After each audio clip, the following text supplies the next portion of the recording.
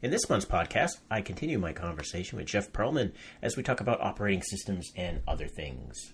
All right, well, since I have Geoff here, we decided, well, heck, we got more stuff to talk about. Two computer nerd geeks here always like talking about other things. And it's one of the things that came up recently. Last month, Apple announced a whole bunch of stuff, including a new version of OS X, new version of iOS. A couple of months before that, Microsoft announced it and shipped a new version of Windows. So many new things to talk about. So I suppose we probably should talk about the most recent thing and maybe work our way back. But the most recent thing that has come out is the new version of OS X, 10.11 El Capitan. Yep. Man, they come up with some crazy pronunciations for things. And that came out at the end of September. And I ran that. I don't think I was running the betas, but I did when the GM was announced. I put that on my laptop. I still haven't put it on my main machine yet. But now that we've shipped R3, that'll probably be a fun task for me to do shortly. But I've been using it on a laptop, and so far it's been great. I haven't had a lick of trouble with it. That's great. I don't normally run betas of any OS, really. I probably could. I could set them up in VMware or whatever, but I don't normally do that. However, when they come out, I'm usually very quick, sometimes to my horror, to update to them. I remember it was in 2007. I think it was Snow Leopard on OS X. I upgraded right away. And I ran into some problems, that it took some point releases for them to resolve. But with El Capitan, I read the reviews prior to its release, and all the reviews said, yeah, it's really stable. It's really solid. Yeah, it was surprising how positive the reviews were from that standpoint, saying how stable it was. Yeah, so I figured, okay, I don't think I'm taking that big of a risk. So I installed it as soon as it came out.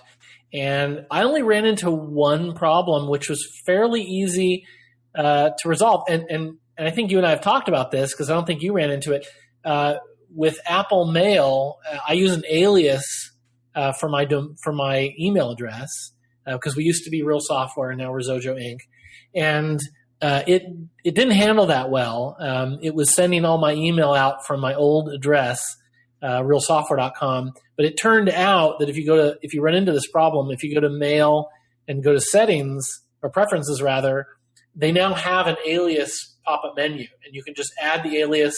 In our case, Xojo.com. I added that, chose it from the pop-up menu. It took me 10 seconds to resolve once I knew where to look. But aside from that, everything else has worked really, really well. Yeah, the main reason I don't put it on my main computer is just because I'm waiting for apps to get updated to support it. So I'll put it on my laptop first, and I can kind of ferret out app issues more than OS issues. And, every day I'll see a new app that has updates for El Capitan. I'm like, all right, there's another one I can check off my list, so I'll be ready to update the Mac Pro. And I think I all the ones that I rely on at this point have all been updated, so I'm probably pretty safe to go with it. I'm particularly looking forward to what seems like a minor feature, but the ability in Safari to pin your tabs. So you can right click on a tab and you can select pin, and it sticks it over on the left hand side, and it then shows up on all your Safari windows, and it doesn't take up as much space. And like I said, I think Firefox has had this feature for a while, but I don't really use Firefox. But I've been using the pin tabs on my laptop, and I just love it. And I work in a lot of web apps for documentation, for the forums, for other things, and having those just instantly available no matter what I'm doing has been tremendously useful. So I'm really looking forward to El Capitan just for that change, if nothing else. It's funny. I haven't used that feature yet, although I was aware of it. Let me tell you about the feature of Safari and El Capitan that I am already using. Oftentimes you'll go to a website and all of a sudden some ad starts playing sound. And it's like, oh, God, where is that? And you're searching all over to find the little pane that's playing some video or whatever. Well, now, as soon as a sound starts playing in Safari, it puts a little speaker icon in the URL bar, and you can just click that to turn the sound off. No more searching through the page, scrolling up and down, trying to find it. The moment the audio starts playing, you have one place to click to just turn it off, which is really great. I could see, like, if you're in an office or something, that would be pretty cool. I'm all alone here. The only thing I would do is wake up a cat if that happened. So. Well, yeah, for me, it's not even a question of that. It's simply that I don't want to. I'm trying to read an article, and I don't want to hear an ad from the local stockbroker firm or whatever it is. I just don't want to hear that. I didn't come there for that. I don't have a problem with the fact that they have advertising because they're providing a lot of free content. They got to be compensated somehow. I just don't want the audio to default to playing. I think I remember Macworld was doing that for a while. I wonder if they've turned that off. I tend to use an RSS reader quite a bit, so I don't often go to actual websites to read the content. It just comes up in my reader and I get the text of it. So I often don't run into that. So that's probably why it hasn't been. Well, so I use an RSS reader as well for certain things. But for example, I read Reddit. And Reddit is often links to other pages. So there'll be an article and I go, that sounds interesting. I click the link. Takes me to the page. Now I'm on the page. I'm not in my RSS feed. Right. feed. Oh, yeah, definitely. Yeah. So, and Reddit is one of the arguably the most popular website on the internet. Yeah, that gets a lot of traffic, definitely. So, that's a cool feature. But on the whole, there are some new features in El Capitan, but mostly I think it's just a stability release. Which is great. It does have a different font, San Francisco, which if you're a Mac user from the classic Mac OS days, it's not that San Francisco font because that would be horrendous. Yeah, that one was awful. I've seen. Yeah, it would be really terrible if you had to have that as your system font. It's the same font as in iOS 9. It's San Francisco. It's a very clean font. I think a lot of users would not even notice that the font changed. So I think it's a good release. I think they've done a really good job. I know there are other features, but they're not leaping to mind. So I think that just having one that fixes more bugs and makes things more stable. I know I've run into a few things since I installed it where I realized, oh, hey, that's actually working the way it was supposed to. Like I realized that they fixed a bug. Right. I can think of one. There's a bug in Preview. I use the Preview app for its scanning capabilities. It's my interface for my scanner. So I go to import from the file menu and import things from the scanner into Preview. And there was a bug in some release of Yosemite where all of a sudden, if you're scanning to text, which is what I often do for receipts and things like that, because the files are a lot smaller, an order of magnitude smaller. I was getting these. All of a sudden, I started getting these horizontal black lines all through the scanned image. And I found a workaround for it. I had to switch to color, let it do the preview scan, then switch to text, and then hit the scan button. So I get the preview in color and then switch to text. And that's how I worked around it. But that was kind of a hassle. Well, I noticed that bug has been fixed in El Capitan. I don't have to do that anymore. So. Awesome. Yeah, so I'm looking forward to update that shortly. It'll be my plan. Now, iOS 9 came out last month. I rarely wait to update the iOS versions because, my phone isn't as mission critical to me as my Mac. So, if something catastrophic happened, I would just restore from a backup and be on my way. So I put iOS 9 on it the day it came out, just like the release before that and the release before that and whatnot. I don't typically put the betas on. I'm not quite that crazy, but I put the release on the day it comes out. So I've been running iOS 9. In general, iOS 9 has been pretty darn good. But this weekend, I just had an annoying issue with the touch sensor that forced me to actually wipe my phone and not restore it from a backup. So I'm very sad about that. Oh, wow. Yeah, the touch sensor was I did some internet research on it, and I was experiencing something called ghost touches, where your phone would just be sitting by itself with the screen on, and things would start getting tapped. Now, Paul, don't you live in an old house? No, I do not live in an old house. Oh, your house is an old house? I was thinking, no, there was not it wasn't built over a graveyard or anything. No, nothing like that. Nothing. Yeah, exactly. You'd think that would be the first obvious choice, right? Yeah, simplest explanation tends to be the right one. Yeah, I was talking to my mom over the weekend about something, and I had my phone, and all of a sudden it starts tapping away on things, and it actually tapped on the Contacts app, tapped on add someone to the call, tapped on my wife's name because she was the last person I looked in and tried to conference her in to this call I was having. I'm like, what the heck? I'm just staring at my phone going, what the heck? It would randomly be tapping on the mute button. But it was only doing it on phone calls, which, I mean, to be honest, I don't talk on the phone all that much. It's my iPhone is my computer, not really my phone. But I was a little upset about this. I did research, and the options were it was either a bad digitizer or some sort of awful software thing. And apparently Apple requires you these days, if you're having strange stuff like this, to restore your phone, but not from a backup, because they're claiming backups have some issues. And my wife had something in the spring regarding Bluetooth that was causing her phone the voltage was causing a problem, and it would go from like 80% to 20% if the weather dropped below 50 degrees. Not a problem in Texas, I know, but a common situation up here in the Northeast. And it took months before they agreed to give her a new phone. So I said, well, I don't need to go through that. I made a backup of everything, and then I restored it, but I did not restore the backup. I put my apps back on one by one, which was probably a good idea after all these years. I think my backup came from my iPhone 4 and just been carried through the years. So I think I had like 250 apps on my phone, which is an embarrassingly large number. So now I'm down to just a couple pages, which is probably better. But the problem went away, long and short of it, so far anyway.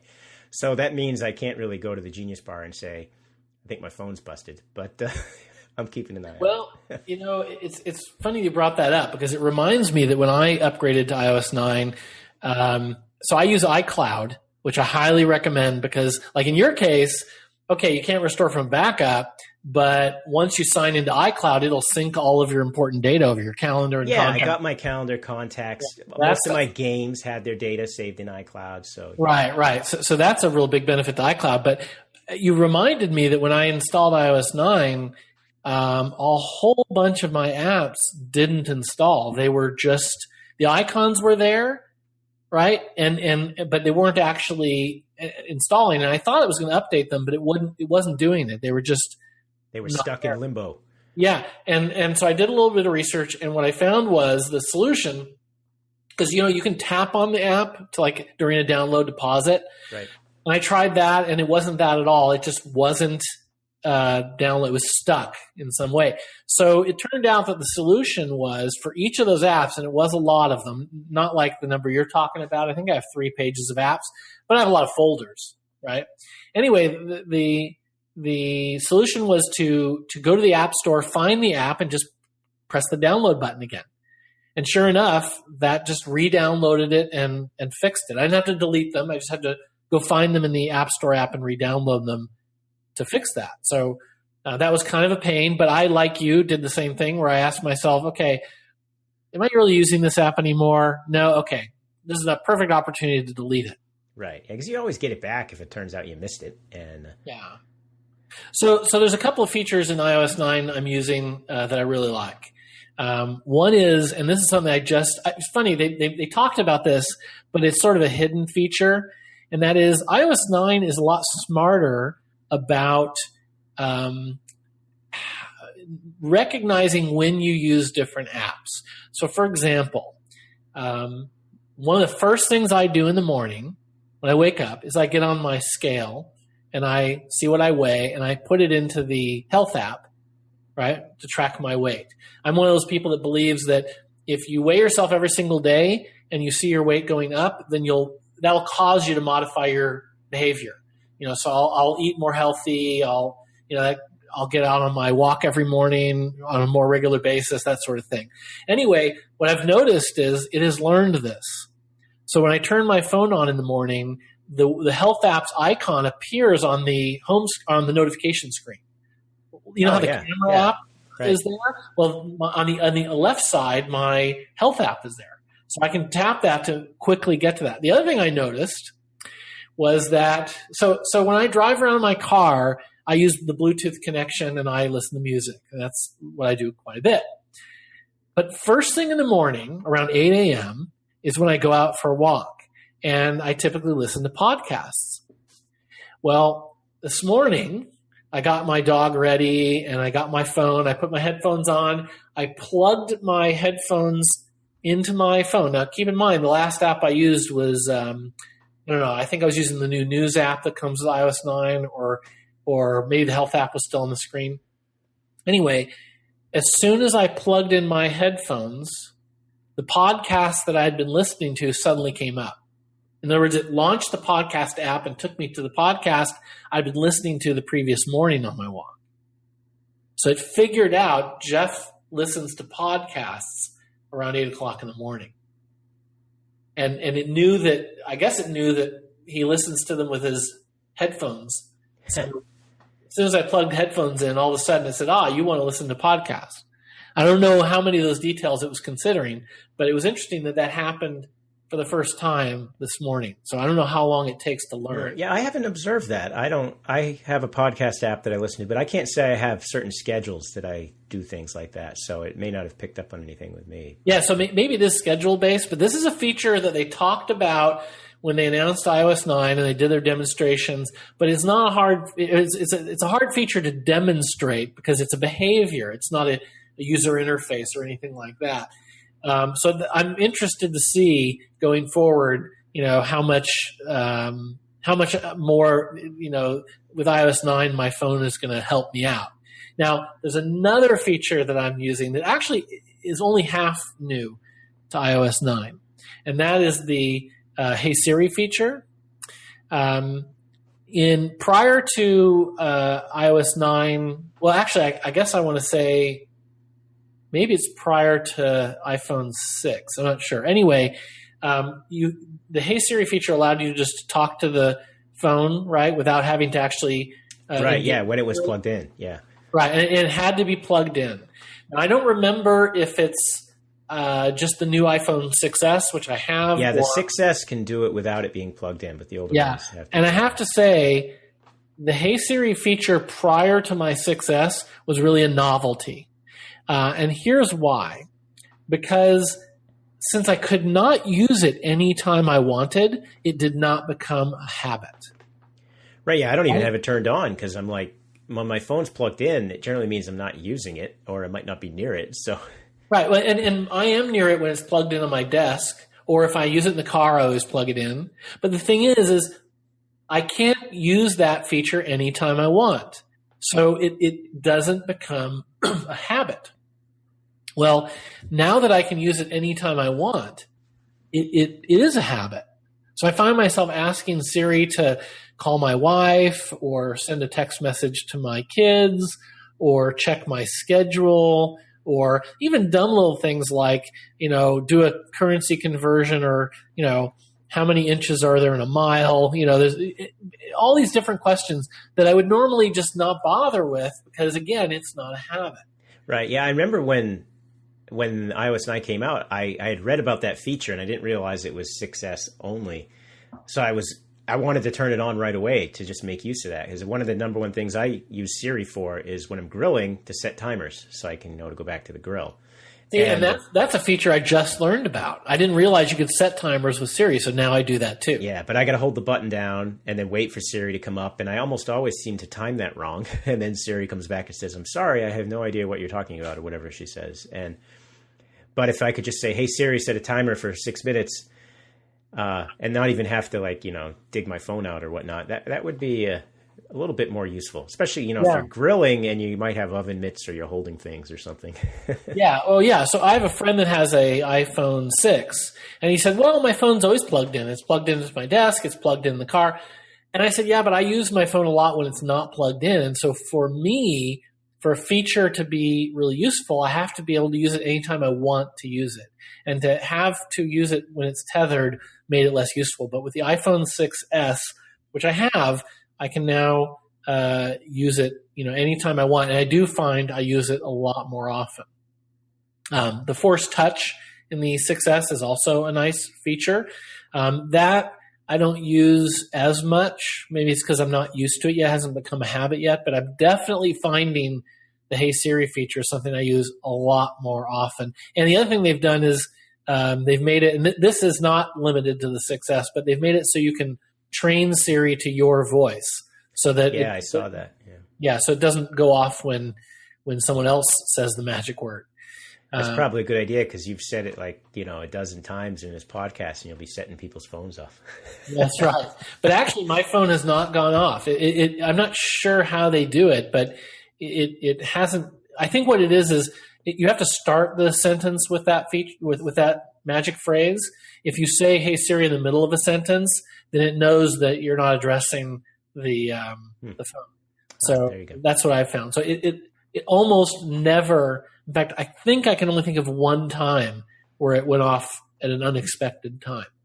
So I do find occasionally that she doesn't respond, like I say it and she doesn't activate, which I'm not sure about. Maybe that's just a bug, and I'm sure they'll make it even better. But when Siri first came out, I think it was really, it's like we're shipping the 64-bit as beta. I think Siri, when it first came out, was kind of more beta. I mean, it was useful, but it was useful for a very narrow range of things. And now it's a lot more. I actually have a funny story, which you will totally appreciate about that feature. So right after I got the phone, I'm at my son's baseball game. And we're sitting there, and I've got my iPhone, and I've got a mom on one side of me and a mom on the other side of me, and they all have their iPhones. And one of them says to me, "Hey, does anyone have the new iPhone?" Because the phone had just come out. And I said, "Yeah, I got the new phone." And I showed it to her. And she said, "Oh, it doesn't look any different." I said, "No, it's every other year that they change the external appearance of it, but it's got some really great features. For example, Siri is a lot better." And she said to me, "Yeah, I don't really use Siri. I don't find it to be that useful." I said, "Oh, well, it's pretty useful. It's definitely more useful now with the Hey Siri feature." And that's where that conversation ended. Then probably 10 minutes later, she said to me, "Hey, does anyone know? The Dallas Cowboys were playing during my son's baseball game." And she said to me, she said to us, "Does anyone know how the Cowboys are doing?" And I said, "I don't really follow football." And she started looking on her phone. She said, "Well, I think I've got an app here somewhere." And while she was digging for the app, I said to Siri, "Hey, how are the Cowboys doing?" I mean, that's literally how I said it. And Siri immediately came up and said, "The Cowboys are beating the Falcons," I think it was, 14-7 with 14 minutes left in the third quarter. And she heard that and she said, "That is pretty useful."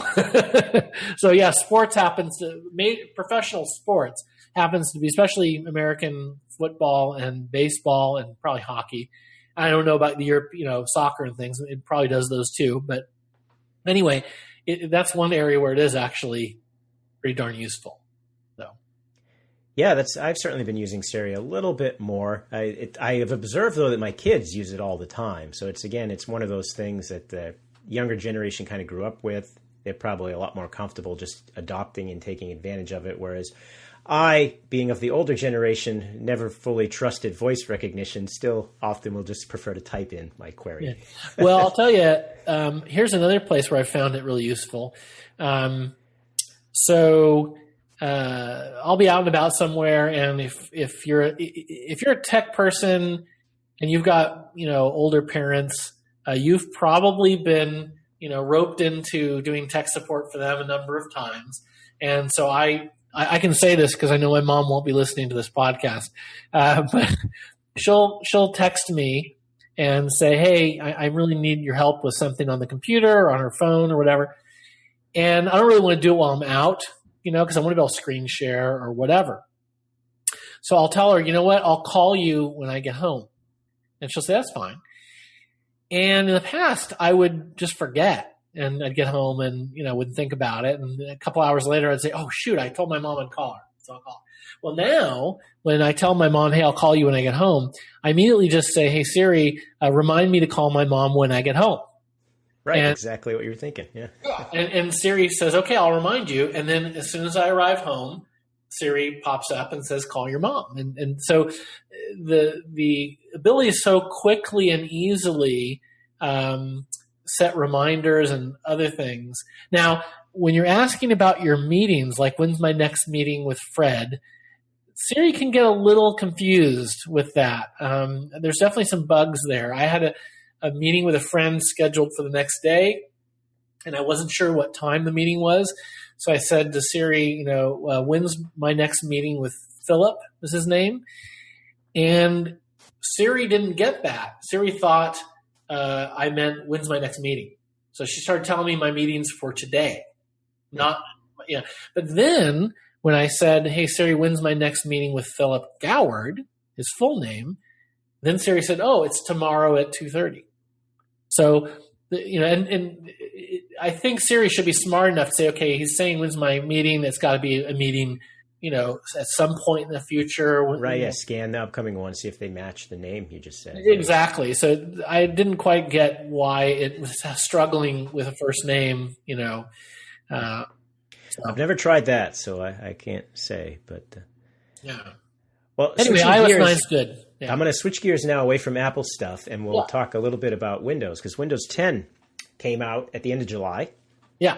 And that was a big release for Windows for a couple of reasons. Probably the biggest reason is that by and large, people were not very fond of Windows 8. So this was kind of their redo on that to say, hey, this is much better. But it also was the first version of Windows that was pushed out that was essentially free for a large portion of the user base. Yeah. So, which is kind of a strange thing because, Microsoft's always been about selling Windows, but now they're giving it away free because their business concepts have tweaked a little bit. But so it's not free. It's free for some people. It's free for a portion of people, yeah. You have to have Windows 7 or any version of Windows 8, and then you can grab Windows 10 for free. And you can do that for up to a year. So if you haven't done it yet, you can still do that. You've got until next July. And who knows, maybe they'll extend it longer. But right now, it's just then. But if you have Vista or XP, you have to buy a license. It's not completely free for you. Well, the other thing is it's not free for, because when they announced it was going to be free, I was like, how does that, I run a software company, as you know, and I was thinking, how does that business model work exactly? Well, what it is, of course, it's really important for Microsoft that Windows 10 get a lot of adoption. Right. But what it is so it's free if you have a recent version of Windows. It's not free for Dell or HP or Lenovo or any of the big PC makers. They're still paying for each copy of Windows they put on computers. And of course, every Windows user is eventually going to buy a new computer, and the cost of Windows 10 will be built in to that computer. So yes, Microsoft is giving up some of the initial revenue that they might have gotten, but I think it was a smart decision on their part. Right. Yeah. And I should clarify. It's free for consumers, really. I'm pretty sure the enterprise licenses are not free upgrades either. Right. And it's not really even free for consumers. It's free for consumers to put on their existing machines if they have a recent version of Windows. When they go to buy a new computer, that new computer, part of what they're paying for with that new computer is Windows. Right. So in that sense, it's sort of a temporary free. But in general, this means, like you said, the adoption for Windows 10 should be a lot higher than some of the other versions of Windows, particularly Windows 8, which didn't get super fast adoption. Windows 7, I think, is still the most popular version being out there.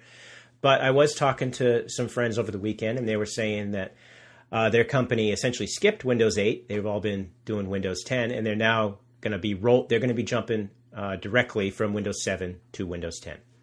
And I'd like to say that I skipped both Windows Vista and Windows 8. So I really think that if you're wondering in the future what version of Windows, if you should go to the next version of Windows or not, I think you just need to ask me, because I've got a really good track record of skipping the bad versions. I never skip Windows. I love getting a new version and playing around with it. It's fun. But then it's not my main OS, so I don't have as much of a risk. I have virtual machines set up, and I have every version of Windows you can ever imagine.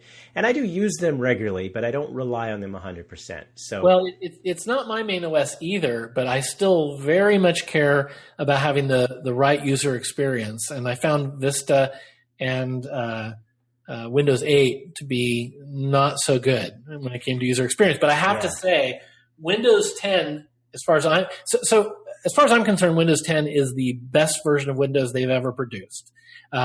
Windows 7 was a nice incremental upgrade. I would say from XP, because I didn't go to Vista. It was a nice change. Windows 8, I think, was a big step backwards user interface wise. Windows 10, it seems like they've really figured out the right mix of what new concepts to bring in, not getting rid of old concepts that were still really good, bringing back the start menu and those sorts of things. And gosh, I want to say the installation process, the installer for Windows 10 was much friendlier. Not just in the ease of use, but even the language they use to communicate. Yeah, it was very friendly. It was very friendly. Painless, really. Because I've installed it multiple times now. Because I have a Windows tablet. Actually, I don't have an iPad. I have a Windows tablet, and it came with Windows 8 on it, which worked decently enough. But when Windows 10 came out, I eagerly awaited for it to say my free update was available. It took about a month before that happened, but then I put it on right away, and it installed with no trouble whatsoever. But I did have one issue with it no longer would flip between portrait and landscape when you turn the tablet. I had to do a driver update or a BIOS update or something. So that part still remains. But once I did that, it all worked fine, and it's been working great. I love the new features in Windows 10 on the tablet. It's great. It really hides the desktop completely, so you don't have this dual mode that was kind of confusing with Windows 8. And then when I'm running it in a VM, for a lot of Xojo testing and other things, the desktop mode is great, and it runs those universal apps within the desktop mode in a window, which is nice because the operating system is called Windows, and but they're much more usable than they were before. I mean, it was really weird when stuff popped up full screen when you've got a 27-inch display. Yeah. And, a PDF viewer pops up and it's full screen, or the calculator pops up and it's full screen. Like, what? I wanted something else on the screen. It was very difficult. Yeah, and that's an important thing to point out, too, is that Xojo runs really well on Windows 10. We've tested it. I've been using it on Windows 10 for months. It works great. Yeah, so that's a good thing. I found Windows 10 to be very stable. And the other thing, people have asked me, well, what do you think? Do you think Windows 10 is going to be successful? And I tell them, well, I do for three reasons. One, I think that Microsoft has found the right balance in terms of the features and user interface. Two, it's very, very stable. Seems like everything works pretty well on Windows 10.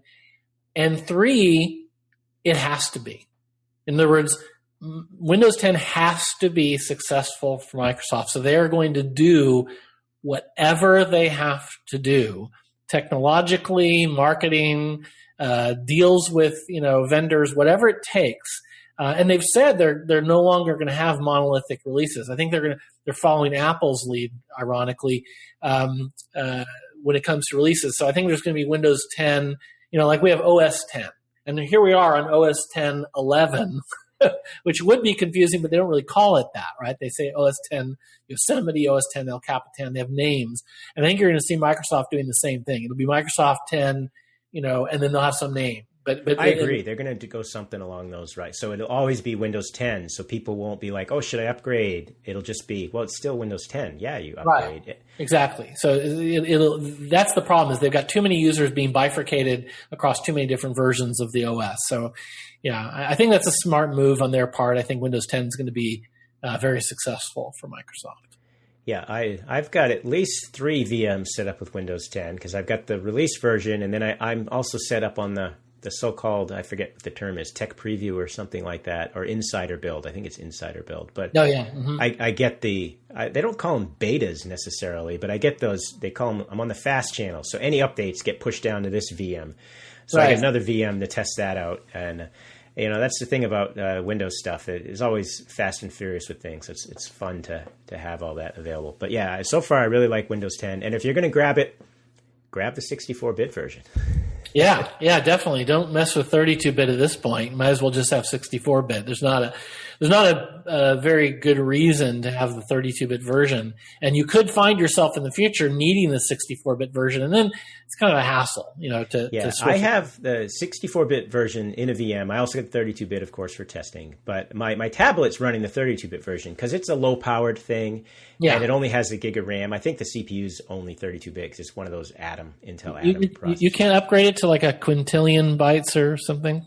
No, the tablet cannot be upgraded in any way, shape, or form. I did write a blog post about my little HP Stream tablet earlier this year. So they still make this thing. It's like $80 tablet. And for $80, I absolutely love my tablet because when I had an iPad, which was a nice little thing, I really never used it all that much. And, those things are not $80. They're a little bit more than that. And and I just ended up selling it because I wasn't using it enough. And then I bought this tablet more on a lark because, well, it was $80.